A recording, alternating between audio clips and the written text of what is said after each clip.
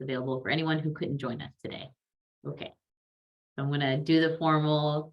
Good afternoon, everyone. Thank you for joining us to today's Flex workshop. My name is Sabrina Sensel. I'm the Dean of Institutional Effectiveness Research and Planning, and I'm joined by Katie Wilson, our faculty researcher, and we're here today to provide you an update on program review. Before we get started, I'd like to begin by reading our land acknowledgement. We pause to acknowledge that Cosumnes River College sits on the land of Miwok and Nishnawbe people. We remember their continued connection to this region and give thanks to them. And we offer our respect to their elders and to all Miwok and Nishnawbe people of the past and present.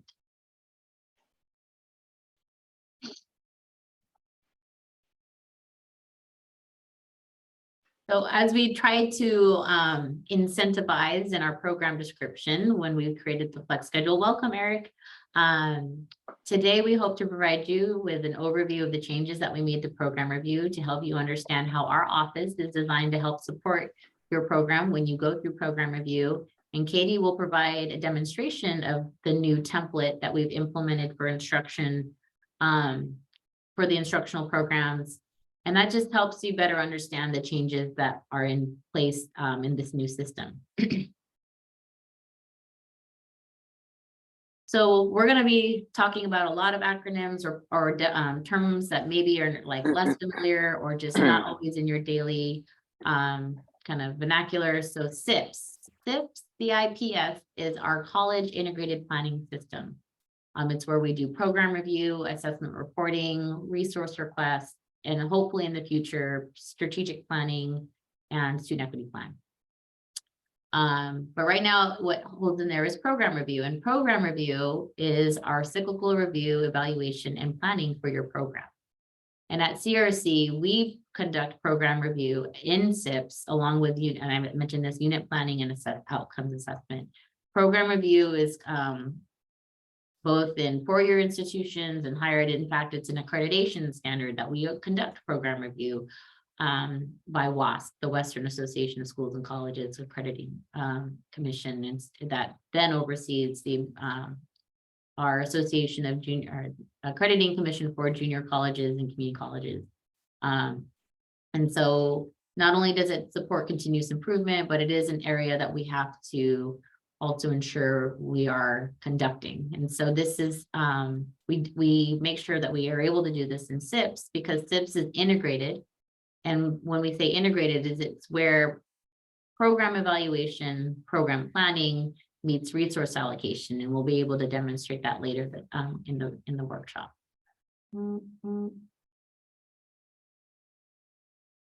So program review changes. So in spring of 2020, and I know that was a significant semester for all of us, that Institutional Effectiveness Committee, where Program Review Subcommittee operates out of, undertook using this opportunity to really redesign program review. In the past, program review had a few redundancies in it.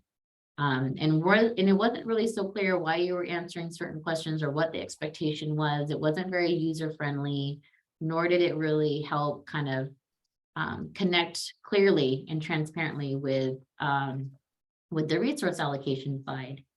And so our office, along with faculty representation like Michael Russell and Cassandra Gilmore from Social and Behavioral Sciences, we worked with our programmer, Christina Sato, to really kind of disentangle and deconstruct, if you will, all of the past artifacts of program review, and really went through the arduous task of like questioning and kind of thinking through what are we expecting you to use from this information or set of questions that is actually going to help you improve your program or inform how you improve your program or plan to improve your program.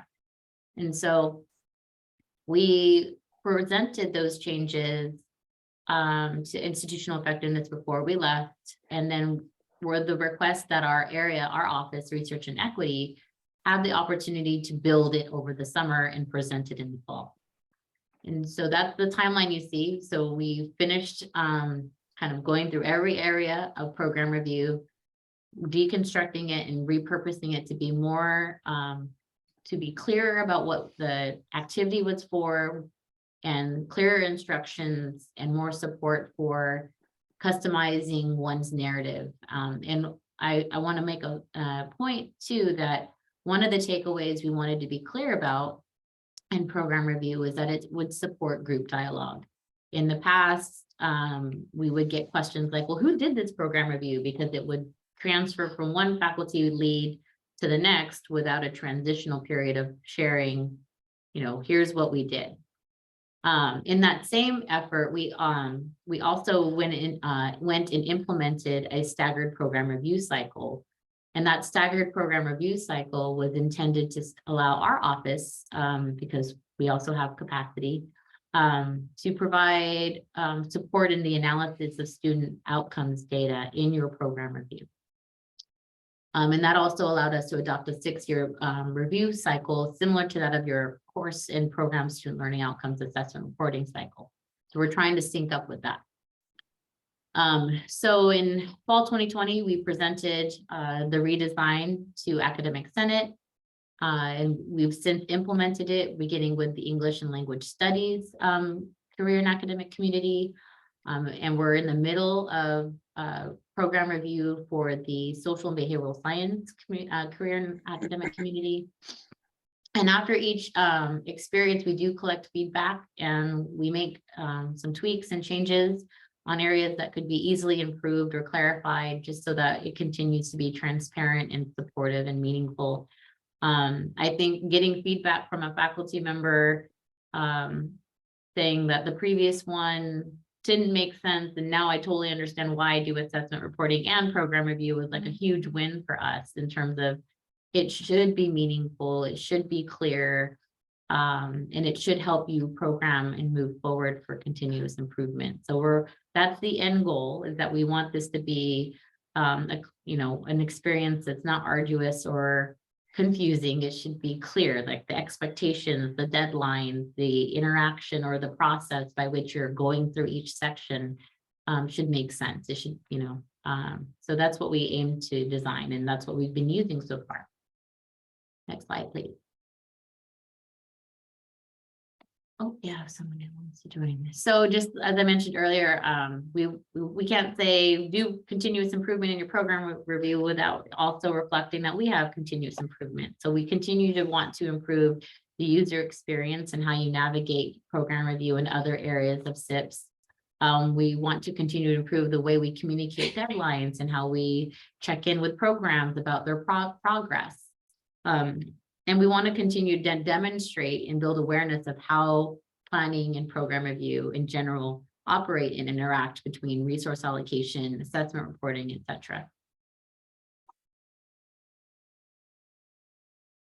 So as I mentioned earlier, one of the motivating factors for moving us to a 6-year cycle is, I'll back up and share, prior to fall 2020, our college had over 100 programs, jam-packed program review every 2 years. So it was a 4-year cycle where you completed all program review, and then every 2 years you had a mid-program review, which really still felt like you were going through program review in terms of the process and the requirements. And the reason for that, it was really tightly coupled with one of our many resource allocation processes, which is our capital outlay budget resource allocation process that happens on a 2-year cycle.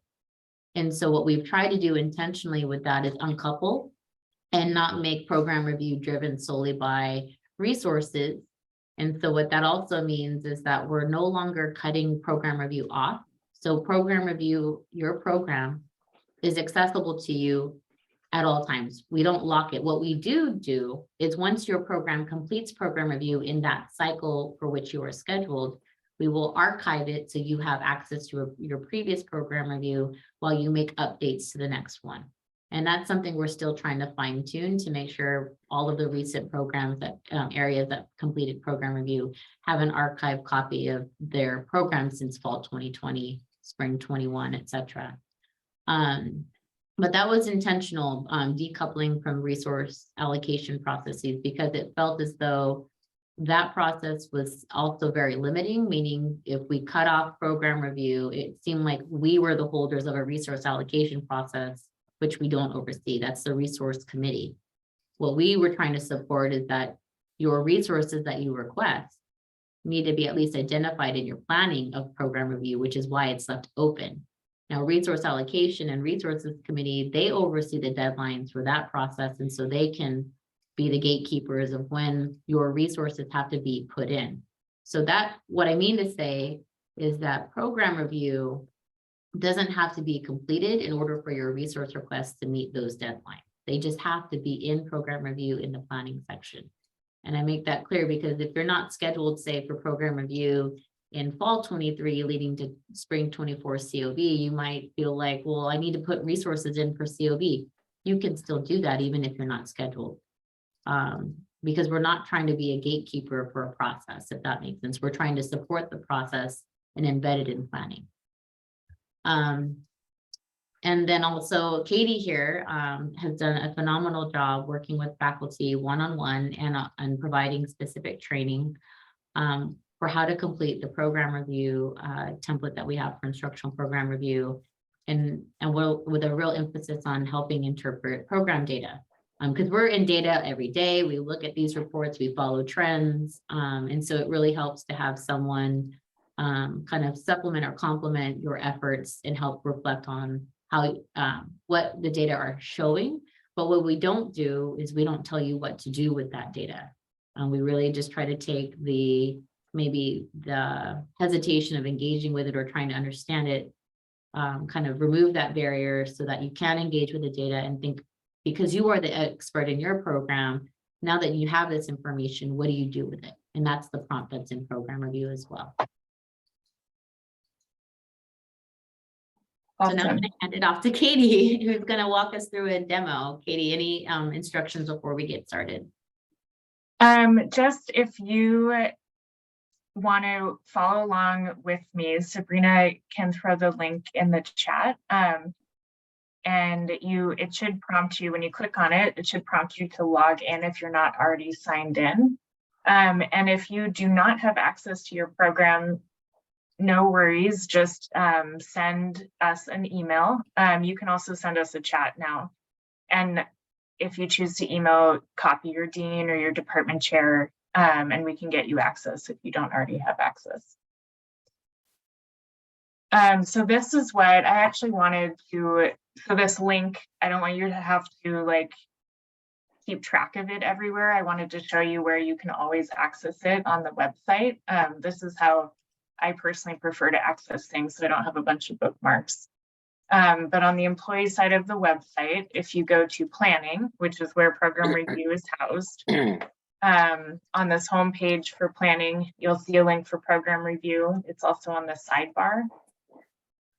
And this kind of gives a little preamble about what program review is about, things that Sabrina just highlighted.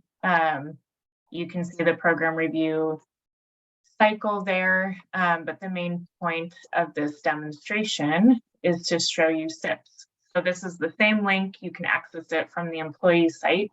And within CIPS, as Sabrina outlined, you can access course and program level assessments, program review, unit planning. Today we're focused on program review, but the homepage for CIPS kind of gives you an outline of what each of these planning items are. And a key point to this homepage here is that it does list deadlines for program review. This is where you can always refer back to these deadlines. And notably, we are in spring 2023. So the deadline for editors this spring is April 20th. And the reason that this exists is one, so that your deadline is not at the end of the semester when you're dealing with finals. And also two, one of the main things we wanted to achieve in redesigning program review was the creation or catalyst for dialogue, both amongst faculty and between faculty and managers. So managers, deans do give feedback on program review. Program review does not just go into the void and never get referenced. And that manager feedback this term is due May 4th. And that is why the April 20th deadline exists for editors. Sometimes editors choose to go back and do some changes after receiving that feedback. So there is another deadline there, and that is so that we, as an office, we snapshot program review at the end of the term. So meeting that deadline is important in terms of seeing any changes you want in your program review reflected in the snapshot. As Sabrina mentioned, you can always access program review. So you don't have to worry about like not seeing it ever in your program review, but if you want to see it snapshotted before the next 6-year cycle, it's important to meet these deadlines. So to access program review, we'll go to the program review tab. And this is ordered. As part of the staggered process, we do work with CACs. And so this is ordered in terms of where, at what point in time we worked with what CAC. You may see this page change as we kind of move through it. We're now in spring 2023, which is way down here. I'm going to go to a sandbox that we have. And one of the cool things about this page is you can edit your program review. You can also just view it if you are not an editor. And you can view the archive. So that is when we snapshot a program review, that's what I'm talking about. So you can view the last program review that was done for your program. And that can be really helpful. I've worked with folks to kind of import some of that information into their new program review. So if I go in here to edit my program review, you'll see 2 status indicators. The first is for me as an editor. I'm seeing that all my work is in progress. And then I can also get this visual indicator once I'm done, how far my manager is with reviewing my program review. At any point, you can return to the status page by clicking this link up here. And then other than the status page, we kind of work to simplify program review into 6 primary sections. They do work fairly well linearly, so I always recommend working through them that way. There's a few exceptions that we can work with, like every program is different. So as Sabrina mentioned, I work very closely with faculty as you're moving through program review. And I also work with departments. We can set up meetings one-on-one or in groups. But if you are in your program's program review, I do encourage you to use this time. It would be easy to kind of complete section 1 right now. And so Sabrina mentioned there were a lot of questions like who does program review? You go into it 6 years later and it's unclear who completed it or where the information came from. So this section is really helpful for helping to clarify that. And for every section, there's this yellow box at the top. So as you're moving through program review, you'll click on a section and this really tells you what the point of completing this section is. So what I just said is here, describe the department and the overall place in the college, include, programs added, certificates, and how many faculty you have. So like any clarifying information about your program goes into this section. So you'll see a few questions that we can answer. Please indicate who is participating in program review. Please describe your program.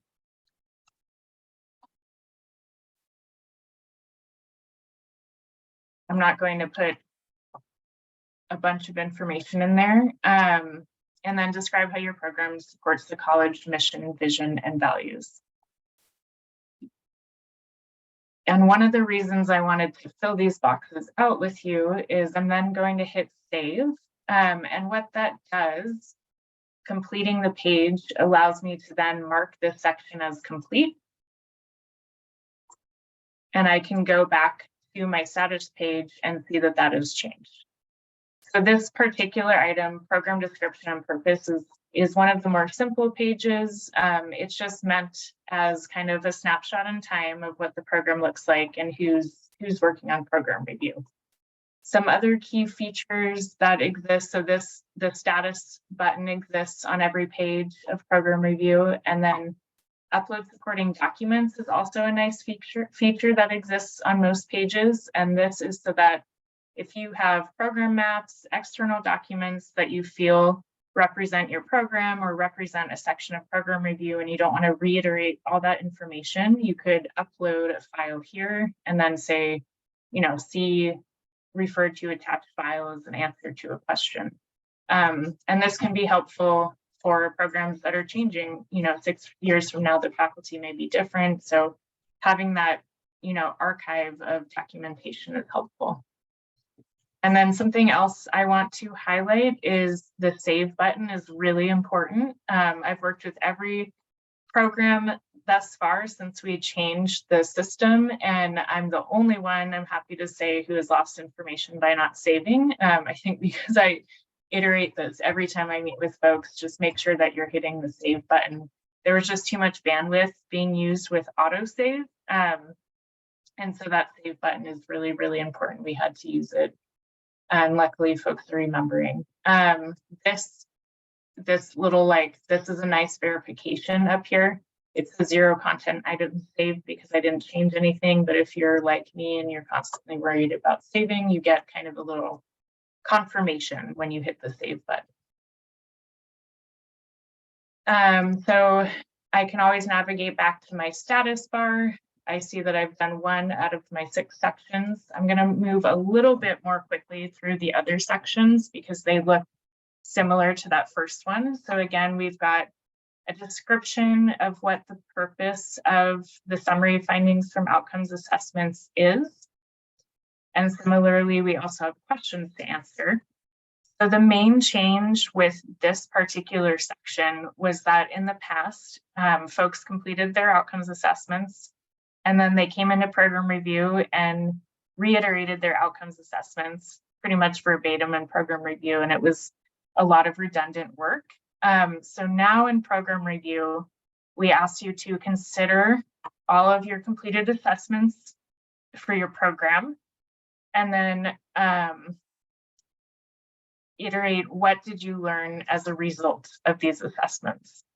So it's just a summary. It can be a few sentences, focusing on maybe the key items that you want to change as a result of program assessments, or maybe the key successes that you found in program assessments, but there's no need to go back and reiterate all of those course and program assessments as the old system had you do. And this is a good time to say, assessment and program review are meant to work together. So it's always helpful to do program review after you've completed your course and program assessments. So something that you can always be thinking about if you're coming up on program review is maybe to reach out to our student learning outcomes assessment coordinator, Rhonda Farley, who's really, really knowledgeable about outcomes assessment in order to get those done, continuously be doing them so that when you come up on program review, these are just 3 simple questions that you can answer.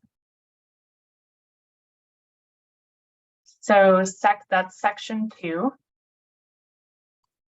Section 3, review of program data. This is where Sabrina was kind of sharing that I can be a support resource for programs. We do have a section about that. I'm sorry, I'm going to do my spiel and then I'm going to move to a different program because this looks a little different than some of you might see. So we have data dashboards embedded into each of these pages, and I can help you kind of move through those dashboards if you're not familiar with them and elaborate key findings to each of the questions here. I'm going to go back really fast and just get a better example page for you.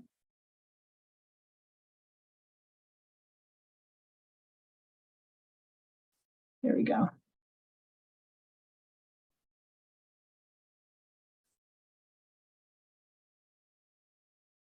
So here it'll load in a second. We've got our data dashboard. This is the Hawk Dash that our IT business tech analyst developed. Paul Mine's really, really great I work very closely with him when going through program reviews.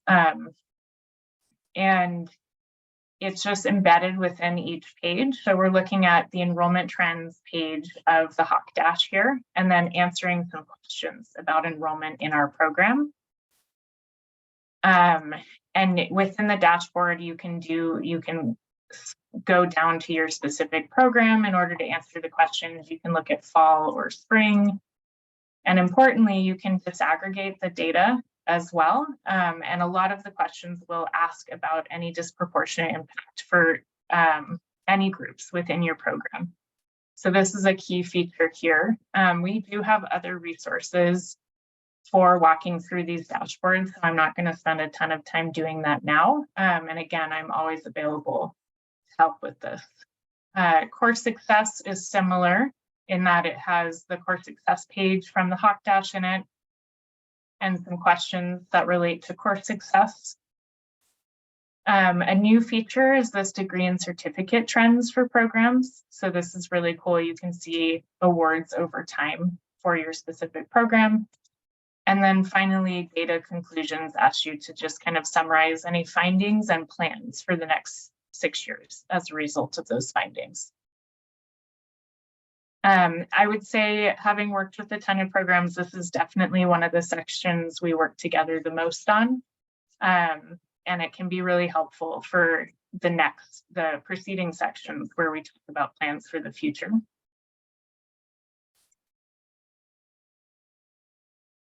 So section 4, once we've taken a look at what our program looks like now, any findings from outcome assessments, the data related to courses in our program, we're then going to talk about the previous resources and strategies that we had marked in previous program reviews. So when you come in here, all of your prior resources and strategies will populate, and it depends program to program whether you've closed them or leaving them open is totally an option. So we'll just have you walk through the previous resources, and you'll either leave it open if it's not been attained. You can close the resource out if it has been attained. And if you're working on program review and you have no idea what a resource is, it was entered by someone else, you don't think it's relevant, you could choose to delete it. Or you could choose to close it out if you think it's no longer needed. And all of those closed out resources and deleted resources populate down here. So you don't need to worry about, like losing work. This is just cleaning up any resources and strategies that you're planning so that when you go into COB, that's, updated and reflected of your program as it stands currently. So if I do close out a resource, it will prompt me to describe how it impacted the program, or I might close it out because it's no longer needed. It will ask me, why is this resource no longer needed? And those are questions that are fair, again, with program review, this is not supposed to be a huge exercise. I like to encourage folks, write what is true for you. So this is just a few sentences, how that resource helped your program. This section goes by pretty quickly because either resources have been obtained or they're not. Some folks ask me, what if it's an ongoing resource? And that I encourage to leave open unless it requires, unless it's changed so significantly that you want to kind of replace it entirely. But you can just leave resources open and they'll carry forward into your next program review. The same situation applies to strategies. And one way to think about resources and strategies is that resources are nested under strategies. So resources are like those physical human resources, specific, more tangible things that can help you to achieve a broader strategy. So if you could have obtained resources, but not necessarily completed the strategy above it. That's kind of the difference here, but the same process applies. Your previous strategies, you'll go through them and mark them as completed or not completed. And then within the same section, impacts of strategies, resources, and external factors, we do want to give folks the opportunity to talk about any barriers they've encountered for items that are not complete. You know, COVID's been a huge one in the past few years. And then we also want to give you the opportunity to describe any accomplishments your program has achieved. Those accomplishments aren't always strategies and resources. They can be collaboration. They can be, you know, referring back to the data section of this review. So this is also an opportunity to document in the last 6 years, what have we really done well, and what are we proud of having achieved in these 6 years. And then we do have a question in here about interconnectedness with other programs as well. The last section of in impacts of strategies and resources talks about external factors. So this is where, excuse me, COVID is more applicable here as an external factors. Internal factors would be related to like staffing or things within the institution. External factors, COVID is a good example of something that is outside of our control that does impact programs. And then, as with many of these sections, we ask how you'll respond after reflecting through this section. This is a good moment before I review your responses to just kind of ask if there are any questions here, anything that I can clarify further in these first 4 sections of program review.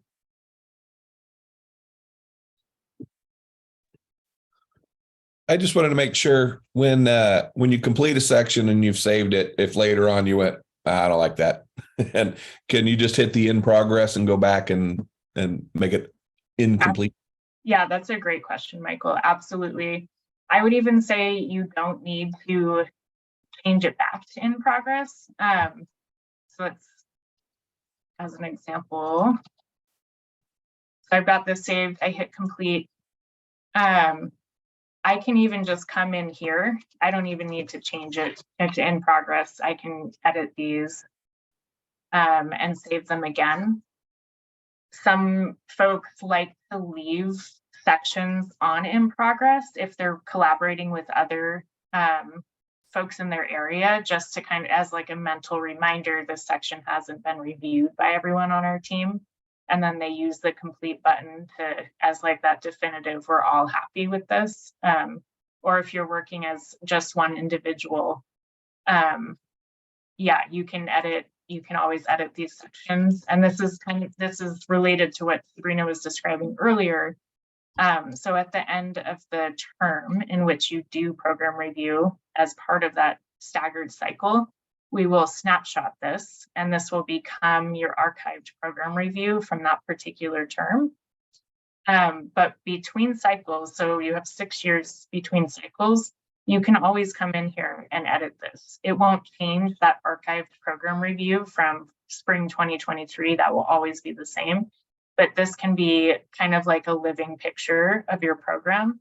And some folks do that where they come through here and they edit every term or every year so that when their next 6-year cycle comes up, they're actually almost done with program review already. And that's kind of dependent on each. That's, you know, a personal and programmatic decision that you can make. Everyone works differently and some programs are larger than others. But yeah, so the short answer is yes, you can always edit these sections. Just remember to hit save. And this is more of just like a status indicator for this homepage. And also for myself and managers to know about that handoff. If a manager comes in and they see that some sections are not complete, they may not want to review they'll want to wait until everything's complete to review the program review. So it would be safe for us to leave things as in progress until we're ready for the manager to look at it. And yeah, that's kind of how it's intended, is complete, is ready for review. That being said, I tend to be in dialogue with everyone who's going through program reviews. So like, if I see that things look complete and, you know, some folks just don't have complete, I might reach out to you and ask if you're ready for review. Sabrina?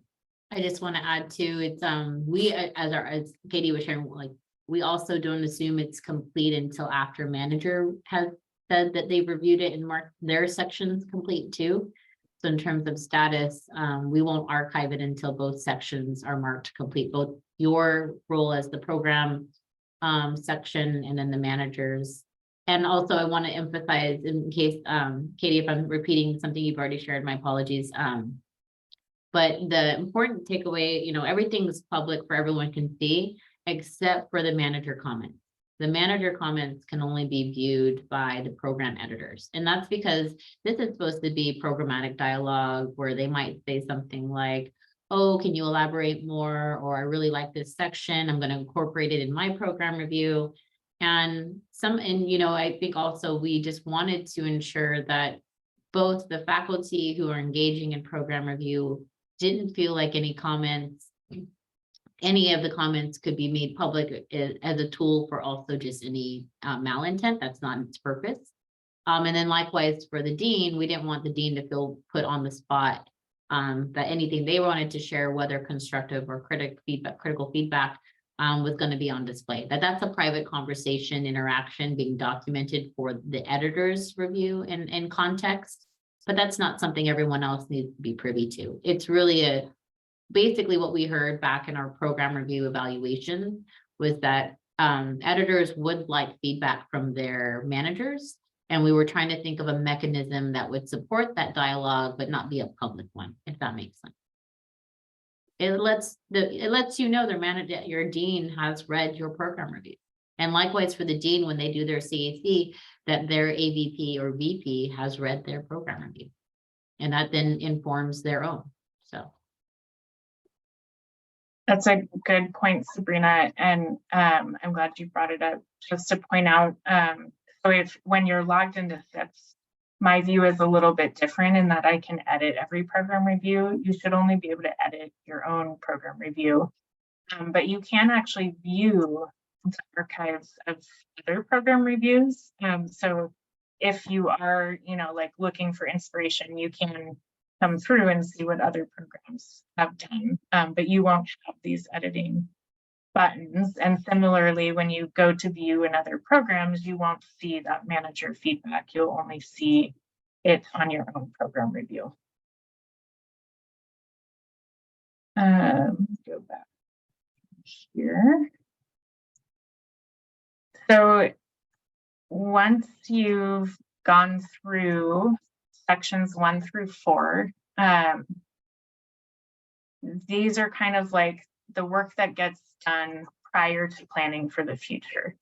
So section 5 is the easiest section. And what this has you do is just review all of the work that you've entered up until this point. It will prompt you. It's prompting me that I have a bunch of blank items here. And because of that, I can't mark this section complete. I have to go back and fix those. But this is a good way to just kind of review the work that you've done and decide, okay, I'm ready to plan for the future now based on sections 1 through 4. So that will bring me to section 6. And this is all about editing and adding new strategies and resources.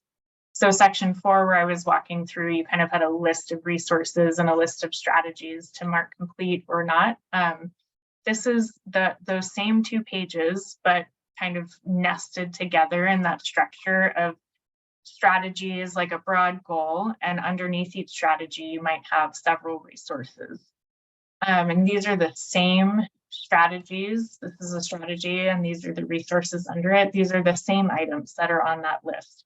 So if you had closed any items out in section 4, those won't populate here. It'll just be those ones that are still open. So on this page, I can add a new strategy altogether. and give a description to it.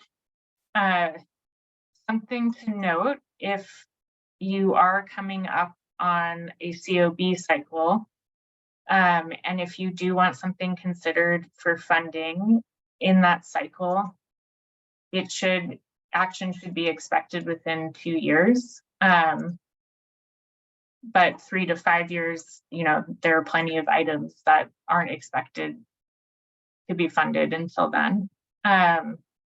You can pick, the location for your strategy, and then pick the strategic goals that the strategy is helping to achieve. These are the college's strategic goals. And then obviously completion status here is not completed. Ignore this.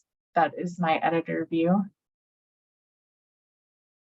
So this list should be alphabetical. This is my new strategy. So I come down and this is all populated here. I can always change that action. So like if 6 years has passed and now this is expected to be completed within 2 years, I can do that. And if I didn't, close it out on the last page, I can also close it out here if needed. And then if I want to add resources to this strategy,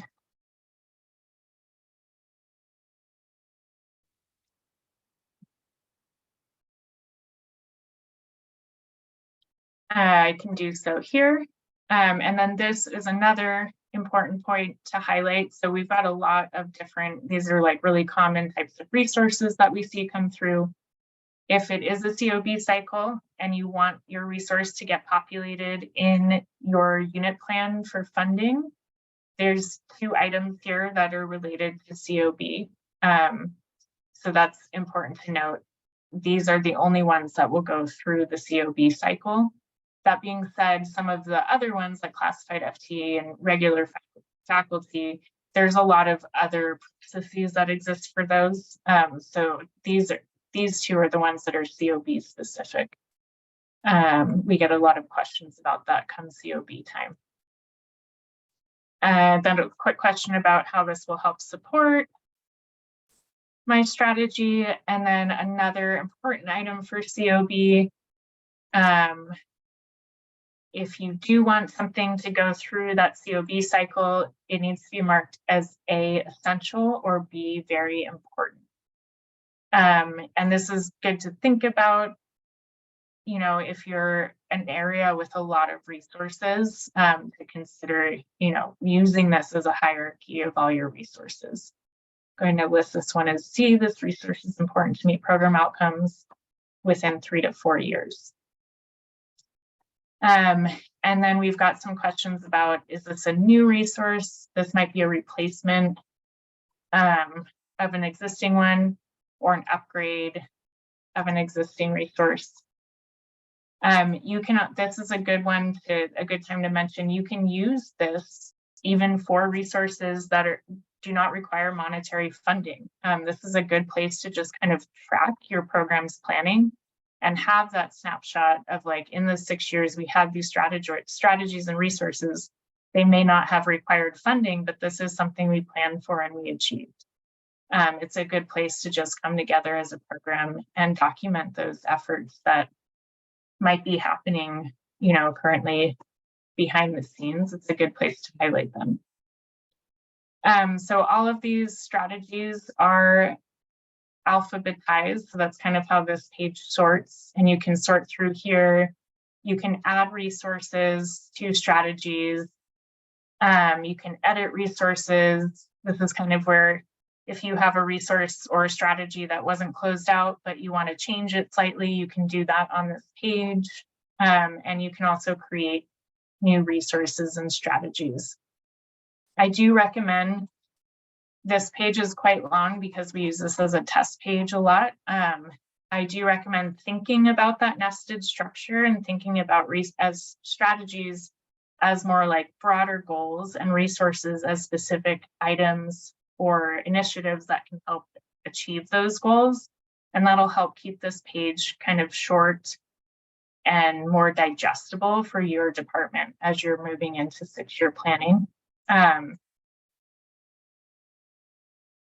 so that you don't end up with this long, list to sort through, which is also okay. That's how you plan.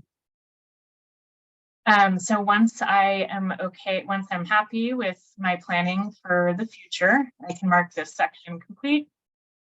One content item saved. And then on the status page, we'll see that that came up as complete. And had I gone through all of program review, this would all be green now. And that is basically the gist of program review. I do work with, I've mentioned individuals and departments, so happy to sit down with anyone moving through program review, even if it's not your 6-year cycle, to just talk about it. As Sabrina mentioned in the preamble, we do take feedback constantly. So we're still making changes to program review, and it's really important that users share any feedback that they have with us, so that, our goal is really for this to be a useful exercise for you. And it's important that, we're able to hear that user feedback. And I'm gonna stay on this page for just a second in case there are any final questions about this interface. I have a question on the cycle timing. I was there right at the beginning when you guys were creating the 6-year staggered cycle, and I think I was there for the day we did the lottery and picked who got to go win. I think all of us in here that aren't you guys are in SME, or most of us are anyway. And I don't think we go till fall of 24.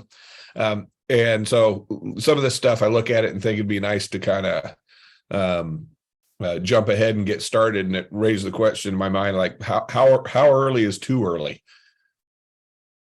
Like, I guess theoretically we could finish it in 2024 and then do it again in spring of 25 and go, there, we're good for the next 6, we got another 6-year cycle knocked out of the way. But should we wait, and start at the earliest, in fall of 23 or something like that? I'm just trying to plan ahead so it's not one big semester of work. Yeah, that's a good question, Michael. I'm sure a lot of folks, like, if you wanted to get ahead and work on it, I think the most important area where getting ahead is to your benefit is when planning for resource allocation process begins, right? And so all that we would probably do with you during the period that you were scheduled is for fall, say you get it done a year in advance, and that's in preparation of the spring 2024 COB process.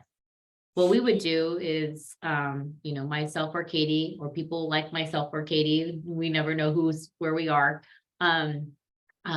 Hopefully it's us. Katie, don't go anywhere. So in fall 24, Katie would reach out to you and the rest of SME and say it's time for program review. Even if you've completed it, your exercise with her could be a review of what you said a year ago, update where needed, call it good. Manager reviews it, calls it good, and then you're done. So then you save your time in that semester in which you're not like pressed for time trying to get it done by December. You pretty much know, because between that year, who knows what significant change might happen in your area or innovation that you might want to adopt in your area that happens that you want to encapsulate. So, and then same goes without saying, say after you finish program review in fall, and something happens in fall 25 and you're like, oh, I don't want to miss this, I want to document it. You can start editing your program review after it's been archived as soon as it's done. So we will let you, one thing we need to add to our area, Katie, is a confirmation that their programs have been archived so that they know they can go in and edit and they won't be changing anything from the time in which they completed. And that's what I would recommend is go ahead and, you can start anytime, but we'll still meet with you in the term in which you're assigned so that we can confirm this is still true for you at the moment in which you were scheduled. Okay. Yeah, and I was going to have a really similar answer to that. I'd say the only time that's too early, Michael, is don't get 12 years ahead. So what Sabrina was just saying, your program review has already been archived, albeit in a previous system. So you don't need to worry about being too far ahead now, since you'll be editing in fall 2024. So you can certainly get in there and get editing, and we'll still, in that term, check in with you to make sure it's all good. And you'll probably have some changes you want to make then. Getting ahead certainly makes your life easier in the future.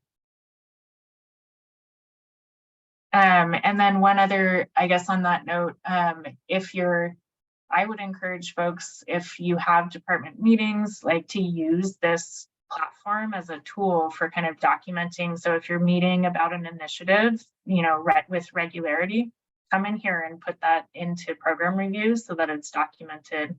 And you're welcome to use this as a tool to like just bring up in meetings and go through different sections, and have that documentation of the things you're working on, the things you're proud of, and that it just kind of, you can get that off your chest and you don't have to worry about documenting that elsewhere. So it can be a helpful planning tool in that regard for, larger planning items.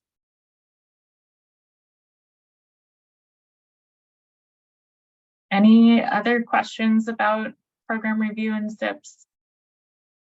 Or any pages you want me to go back to?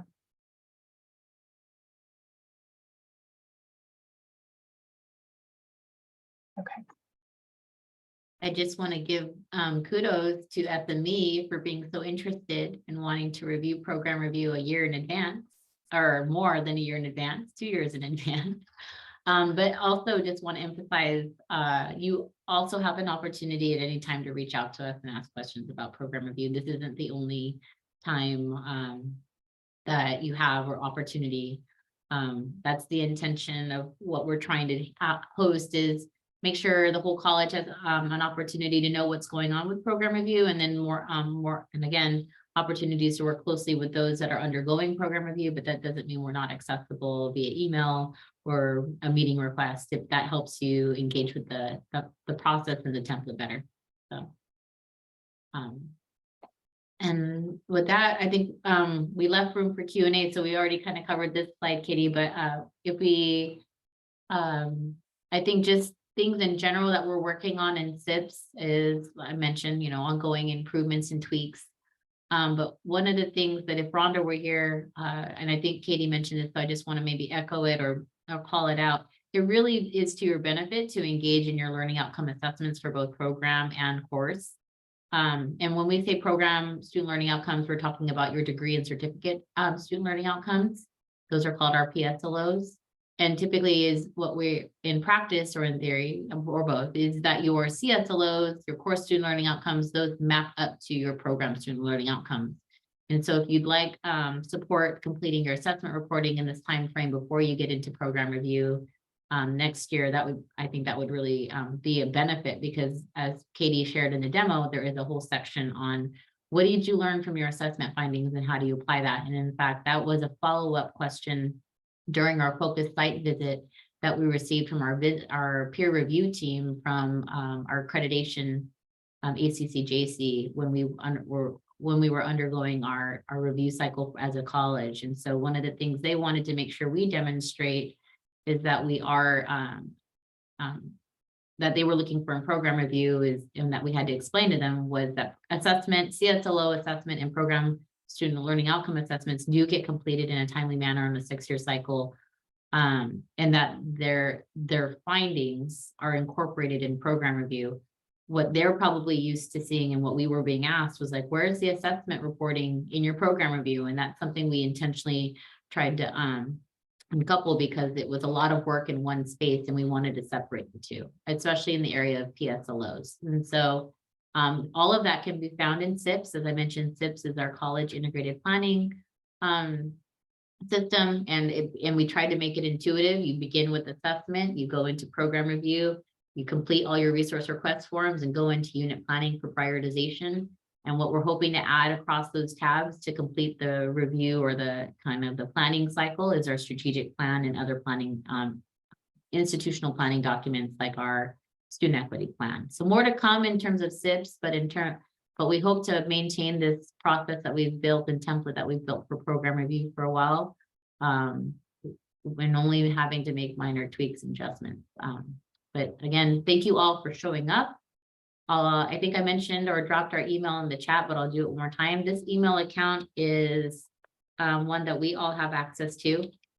And then just want to do a plug that if you have an additional data request, that you use our research request form. And we've moved that as well to be part of the college page instead of a survey form.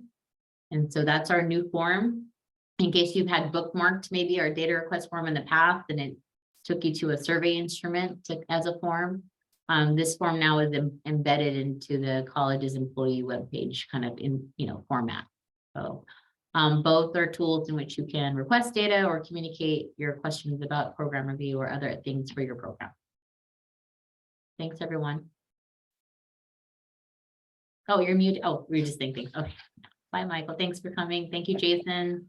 Thank you, Liliana. Sabrina. Thank you, Katie. Appreciate it. Thanks for being here. Oh. Shout out to Michelle's goats.